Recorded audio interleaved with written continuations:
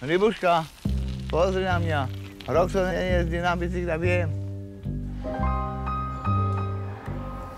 Toto je pekné, ale že tabakový skriňový rozbor vývinu bútľavosti. A niečo obyčajné tam vyber. Nie sú tam iba také neobyčajné výmysly.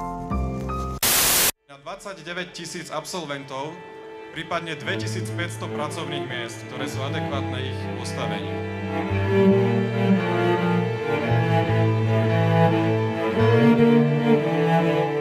Mám pocit, že som tak nejak ani nečakal, že ma škola pripraví na skok do života. Teraz to nemáš nič? Nie len bane, všetko fungovalo. Teraz ide maturovať. Už fakt neviem, čo budem robiť.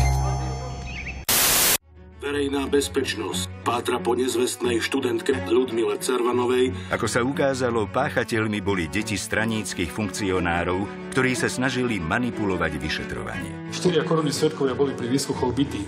21 svedkov pod stálym psychologickým nátlakom a vydieraním. Ja sa vám k tomu nebudem vyjadrovať. To sú veci, ktoré sa nehovoria. 28. septembra v Pezinku.